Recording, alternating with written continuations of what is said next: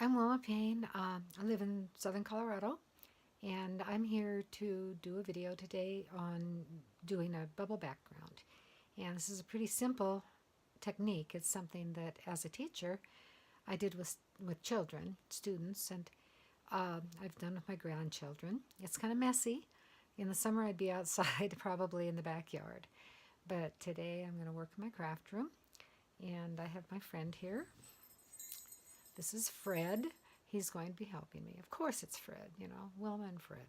All right. Well, here's our workspace. You'll notice that I've got it covered with a plastic cover.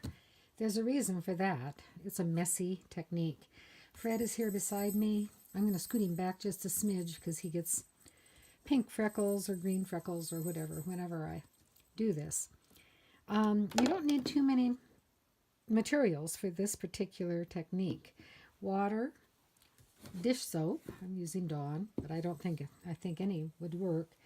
Acrylic paint or food colors, any kind of water-based coloring agent, cardstock, and straws. And I'm also using some small cups. You could use pretty much anything. This just happens to be what I had in my cupboard. And bubble solution. Now this is bubble solution that I put together a while back, and I'll use it occasionally when I need just to grab some. But basically what you're going to be doing here is making bubble solution. You can certainly use the stuff out of the Dollar Tree, anything that your grandchildren or children use. It's just basically water and a couple of drops of dish soap. Doesn't take a whole lot. And what you want to do is you want to stir it gently. You want that dish soap to get mixed into your water nicely, but you also don't want to make a whole bunch of foam. You can test it to be sure it's right. Take your straw, blow a couple of bubbles. Seems to be working all right. Now once you've got that set up, food coloring is really quick and easy. I think I'll take some blue and green out today. It doesn't take too much. A couple of drops, maybe 3 or 4. I have found out that you can get pretty good coverage with food coloring, better than I would have thought otherwise. And it's pretty basic here. All you're really going to do is you're going to blow bubbles, and then you're going to put cardstock on top. So, excuse me while I blow.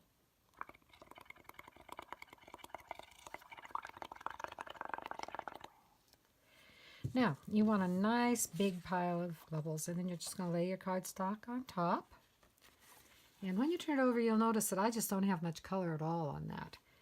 So I don't have enough food coloring in it, and that's usually how I can tell.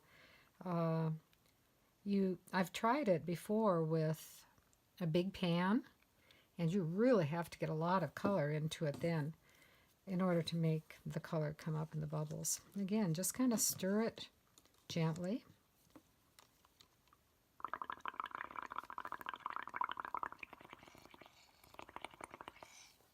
You get a nice pile of bubbles.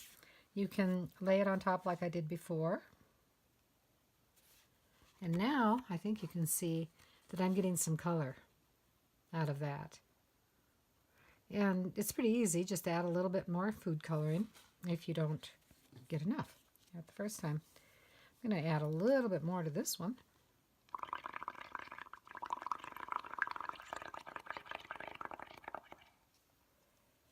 Kids love this, but you can see why maybe outside would be good.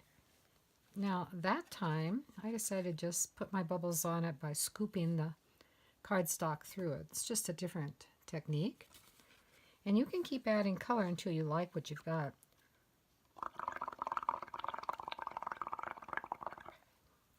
Like I said, it's a very, very easy, forgiving technique. You never know what you're going to come up with. And I kind of like it. It's different. Ladies at our class last Saturday really did enjoy it. I think maybe it brings out the inner child in all of us, We need to be able to play occasionally. Isn't that why we do paper crafts?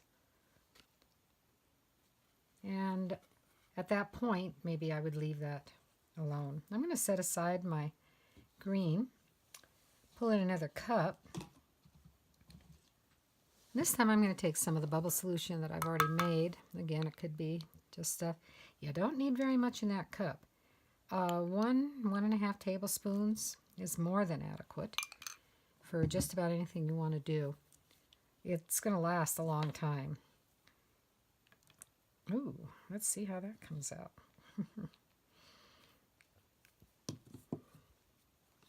Stir gently.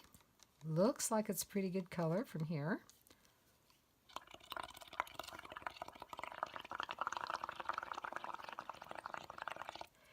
Now you notice that when I didn't have too much liquid in the bottom of my cup, I just tilted it slightly so that I could blow bubbles better. That's a pretty blue, but it's not very dark. And the nice part of it is, of course, that you can add more. I have a set of food colors that I keep specifically for my craft room. I don't mess around with using them for anything else.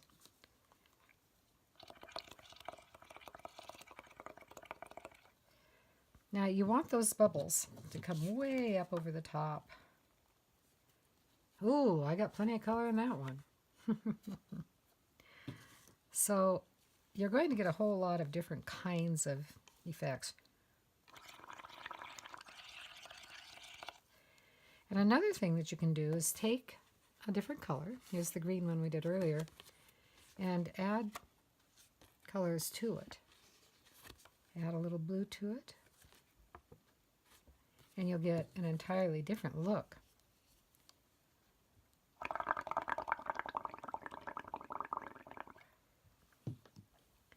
Now I use these backgrounds. What my favorite thing to do with them, after they dry, of course. There, that one's kind of nice. Just let it dry. If you think it's too damp, and it's going to warp, set it under a block or something while it's drying. That will help. Now, one thing I like to do with these is use them for a backdrop for a silhouette. Here's a card that I simply trimmed the yellow down, matted it on black, and then put it on a yellow card. The black is striking against this. You can always get a really nice look with that. Another thing I really like to do is take my scrap box. I suppose we all have a scrap box, don't we? And find something that, oh gee, maybe I've had around for a while. Now here's a hummingbird that might actually go with this one. I think possibly if I matted this piece on green or purple and then added the hummingbird and perhaps even a sentiment, you can see how the background is subtle but interesting. So I hope that you'll have fun with this. I sure do. It's a lot of fun to mess around with.